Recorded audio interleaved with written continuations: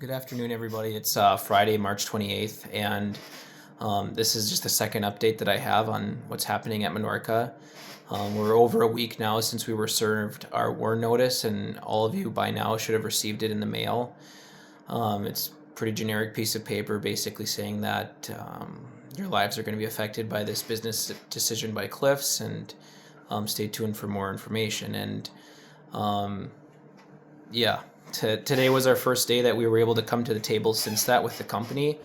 HibTac had met with them yesterday, asked a lot of questions. We met with them this morning at 8:30 in the main conference room. We asked all the questions that you guys have been asking us. What is going to happen with our vacation? What about the key benchmarks of people's different benefits, such as 10 years, 20 years, 15 years, 2 years? We hear all of you. We hear all of your questions. We asked them to the company, we presented them, we added so many more questions to that list, such as what is the overall plan? What are we doing here? What are we doing there? How many people will be retained? What does the process look like? What is the work? What is the scope of work that we should expect? And the company didn't have all the answers that we needed, and so we're continuing to go back and forth with them. This is just the first meeting. I know the company wants to get this done very quickly, but as a union, we're not going to rush into an agreement without first going through everything, getting all the answers that they owe us, and we are working hard and diligently to get the best result possible and to save as many jobs as possible as we head into this idle. One of the biggest news that I can provide over the weekend was we have confirmed with the company that hours paid till the end of the warn notice is going to be considered hours worked. And why that is so important is because you have to have 520 hours worked the year prior to get your vacation for the next year. I had anticipated this becoming a battle, and there's been situations in the past where prior companies had fought that and said your last physical day worked was going to count towards benefits, and it was a battle between the unions. And I will say this, that Cleveland Cliffs did not fight this. They gave this to us even before yesterday. I'd heard it, but got it confirmed in an official meeting with the company today. So your hours worked will continue all the way till the end of the warn notice. So whether you are sent home or not, that will be considered hours worked for your vacation for next year and for your benchmarks for milestones for people that will hit them. It is a huge deal. And I've been very critical of this company. I've held this role for not even a year yet, and there's been many times where it seemed like both parties were unreasonable, but this action by the company, I believe, is good faith, and is a sign of appreciation and hopefully a sign of the rest of this bargaining to go in the positive direction to save as many jobs as possible and to do the right thing. We appreciated that from the company, that we didn't have to fight this, and so that was huge news for everyone. I know that this whole situation is not positive, and we're still raw and handling that as all of us are handling it differently. It's processing it, and it's been rough, but that news for the union and for all of our members was huge. But other than that, there's not concrete details as to how many people are going to be staying, what hours are going to be worked by those people, who, what, when, and where, basically. We'll provide more of those as we can. The company has committed now. They communicated to us that they would like to come back to the table with some counter offers and proposals and answers to our questions Monday afternoon. And we will update you on the status of that as we go back and forth through this bargaining process. This may take a little bit longer, as there's a lot of questions with the shutdown, what Minorca is going to look like. So I ask everyone to be patient as we work through this.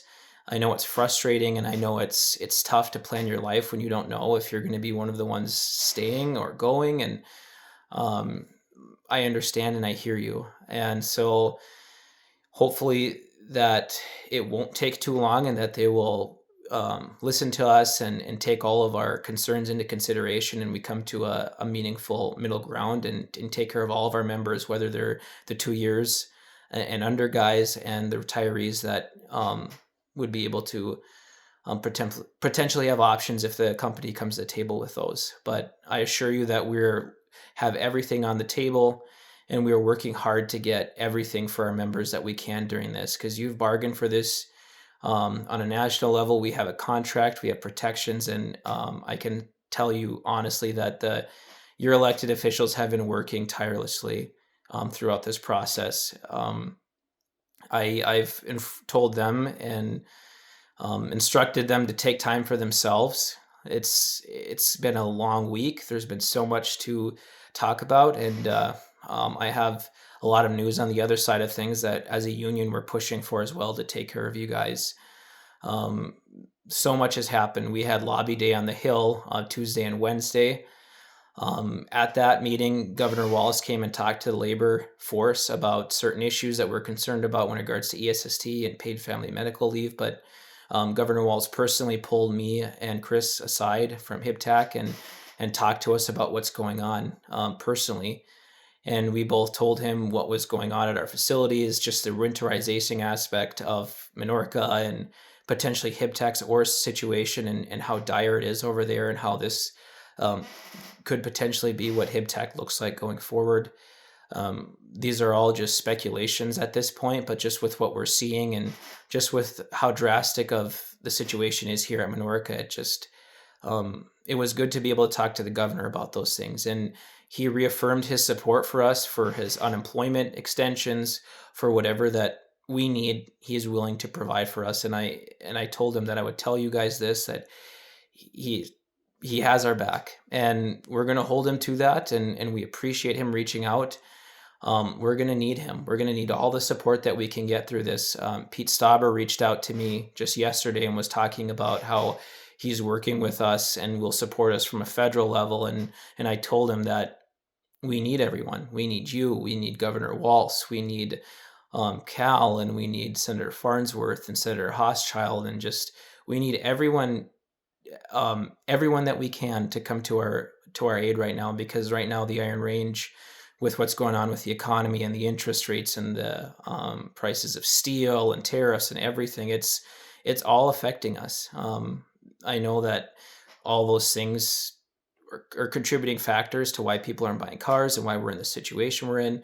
In the end, we still have an oversupply of pellets, and we're going to be down while we wait for the company to burn those out. And as we wait, we're going to continue to work to make sure that our security within our contract is maintained through the language that we bargained for as well. I did speak to President McCall today, and he knows about the situation and what's going on, and he's looking into different options on the table for us as we head into this indefinite idle. But I know he has our back. The International has our back. We've worked closely with them as we're working through this effects bargaining.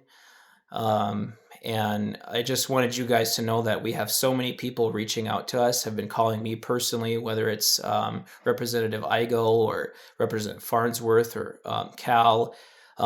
Also, Senator Hochschild has been very affirming in his support to us. He met with us down there personally with our team and talked to us about what's going on. And all of our representatives are stepping up right now and pledging their support. And already some of them have already pushed things forward and have supported things that are going to be happening next week that are going to help us too.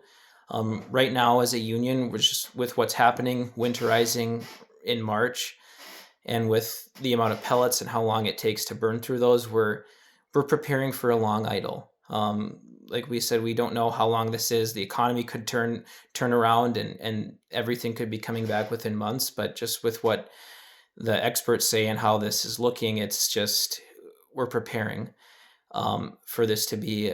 We're preparing for the long haul. And one of the biggest things that we've garnered so much support is for an extension on unemployment early. This is unprecedented. I understand that, but with what's happening on the Iron Range is unprecedented as well. With what's happening at HIPTAC with Chris and with us here, we're working hard with our legislators to get this extension there so that we can hopefully give you guys peace of mind to know that there's going to be funds there for you while we wait this out for the long haul. And we've asked for a 6 month extension so that you guys can predictably have a set wage to get us through this next year as we figure out how long this is going to be. And best case scenario, we come back in the fall and the economy turns around and we don't need it. But worst case scenario, it doesn't. But we've preemptively gone through all of these steps to get this extension in an unprecedented manner and a needed manner to get you guys the ability to plan what your future and know here's an option on the table for you. Because one thing that we're concerned about, and I'm concerned about, is that with the uncertainties of what's going on, that not many people are going to be able to stay and wait this out, because this could be a long idle. It might not be. I'm hoping and praying it's not, but it could be. And I don't want to lose anybody. I don't want anyone to struggle. I don't want anyone to go through a period of uncertainty where they have to make tough decisions. And if they take this unemployment extension and take this layoff and go into the summer and not know at the end of the summer what entails for them, and they're behind trying to find a job when things don't turn around, hypothetically speaking, that is one thing that as a union that you guys elected me to do, was to take care of you and fight for you no matter what. And that's exactly what I'm doing. That's exactly what your elected officials are doing, to the point where there's a bill already proposed in the House, and there is going to be a committee hearing that I will be testifying at on Wednesday at 8:15 in the morning. I know there's going to be agenda list for other bills that are introduced that day and discussed, but I will be testifying. President Johnson from HIBTAC will be testifying, and a few other people will be testifying as the need for this bill to go through, because not only is this bill an extension of unemployment for us to carry us through, but it's also going to have some key proponents to it that would potentially help us have jobs in case the worst happens when it comes to iron ore mining.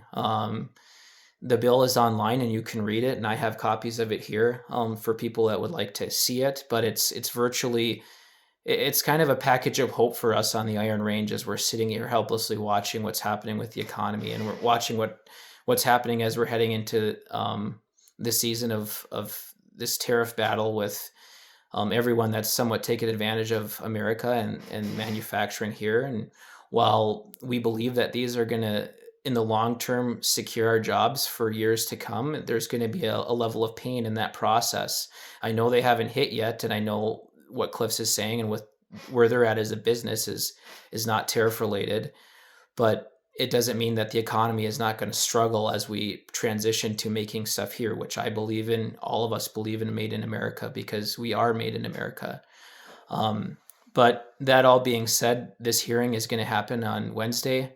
The union's working to get other people down there and show support, as there's going to be many union members from HIBTAC, from our union, and I was just off a Zoom call with Representative Igo and many other union members across the state, and all of them are coming in support of us and the Iron Range, because we've all watched the steel industry go up and down, but this one definitely feels different. The whole atmosphere feels different. We're still experiencing that inflation aspect of all the money that was printed during COVID, and just the interest rates being so high. This is a different feeling right now, is what we're experiencing on the range. And with the layoffs that happened in Dearborn at our Cliffs UAW facility, it's just this could only be the beginning of what we're looking at. And I know it's somewhat grim, but it is somewhat the reality. And I do believe that our ore reserves and our facility is in a good position to make money, to be mined. I just don't know when, and I can't provide any indicators as to when, except for watching the economy. And so that's what's prompted this action by our representatives and by us to push to get this legislation passed early, so that it's there for you, and our workers can have peace of mind knowing that they can wait around and have this wage to potentially get us through this. And if not, one of the things attached to it would potentially give more and more jobs for the Iron Range, would benefit all of us. I will have more updates for everyone on that. We'll send out links to, I believe it will be streamed on YouTube, because that House committee has their own channel and stream, and Representative Ico um, has told me that he'll get me that information. We'll send it out to you, but we'll communicate with you more as to what to expect, because what we would like to do is just show our support for this and head down to the state capitol and lobby hard for this, because the Iron Range is in a position where um, it could get worse before it gets better. And I apologize. We're here to fight for not just our jobs, but for the contractors' jobs that have supported us, like Tufco and all these other places that are already starting to feel the effects of us and HipTech being idled. I apologize for this video getting a little bit longer, but I just wanted to share with you that a lot has happened, and I've had multiple conversations with all of our representatives and lots of people that have reached out to hear our story. And the one thing that I will say is that we're not alone in this. There's so much support right now for us that are of people and community members that are reaching out to us in our local and I believe Hibbings as well. And I just that's one thing that I can provide for you, is that there is an overwhelming support that for us. And those people that have the signs, "We support mining," in their yards and in their businesses, I can assure you that from everyone that has called and contacted me, they mean it. They do support mining. They do realize that we provide so much for this community. And what I'm hoping for is, as we lobby for this extension and for um, this hopeful package that provides hope for everyone and our labor force, that we can provide a secure future for the Iron Range so that it's not so up and down like this.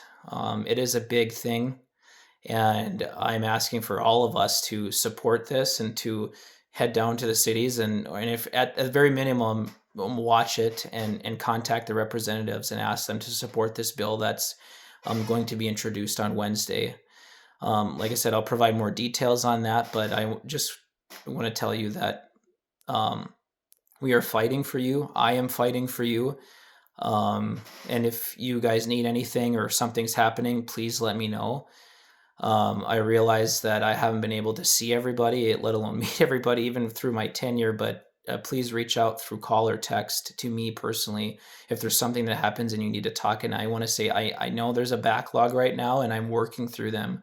I'm working to contact every one of you. I have voicemails and texts, and I've been trying to do all this and make sure that no one feels like I'm ignoring them. And lastly, I just want to implore everyone, please talk to somebody as we're going through this. This is a life-changing event. Whether we come back in October or we come back next year or whenever we come back to Minorca, it's still going to be life-changing. Your finances are going to be fixed. This is going to affect your schedules. And um, I reached out to Carol to talk to our people on our employee assistance program to see if they're still willing to be a part of it, while all of them have been affected by this. But I know I spoke to former members of this union and some that work with AEUA, and there's programs out there for you to call somebody if you're struggling hard. Call me, call elected officials, call somebody, please, but talk through this, because this is something big to process. This is one of the top three things that is the hardest thing in life to process is something like this. But I want just to leave you with this, that I'm committed to. I ran on being the man in the arena for you, and I'm committed to continuing on doing that, no matter what this layoff looks like, and no matter what I have to do, is to fight for all of you. And I want to tell you this too, that your elected officials are fighting for you too. All of them, every single one of them have been supportive. We've all drawn together, and all of them have worked tirelessly for this last week. Some of them haven't slept, and I appreciate all of them. They are fighting for you. You may not see them around, but I can tell you, I've witnessed them work hours and hours here at the Union Hall, at the other facilities down in the cities, at their house as well. And we're here for you. And I do believe that we will get through this. It's my job to keep the heartbeat of 6115 alive, and I will do that. um, for to the very end. I do believe that Minorca can be and will be a successful mine, and I do hope that someday that we will all be back and that this will be short term and not as bad as it could be. But um, I know it's been tough for a lot of you and all of us, including myself, to watch Minorca change in front of our eyes. I see all your posts on Facebook, and I'm sorry I haven't been able to comment of support on all of them, but I see them, and my heart goes out to everyone there. I walked in the crusher control room the other day as I toured the pit to see where we were at, and um, it was tough to see how empty that place was, and seeing that we're 3 of the 5 pumps were pulled, and they have just 2 more to go before all of our pits will have no more pumping capabilities. Um, the plant itself is still being in the process being shut down. Just final update, and they're still figuring out how this is going to work and how this is going to look. But so far, there's not been anything meaningful incidents to report, and most of you know this stuff already because you're the ones doing all the work. But for those that haven't seen it, that's just the state of Minorca. The pit has all the equipment completely up to the front. Almost all the equipment. There's some drills still out there, but there's, as of 3 p.m. yesterday, there was 2 pumps left to be pulled. Most of the cable has been pulled, and it definitely looks very different than a little over a week ago. But keep hope, keep heart. We will get through this, and we will get through this a stronger union. And when we come back to Minorca, we will ensure that it is successful and profitable. And hopefully, we pick up right where we left off. Please take care, drive safe. The weather's been bad around here, and I'll keep you updated as much as I possibly can.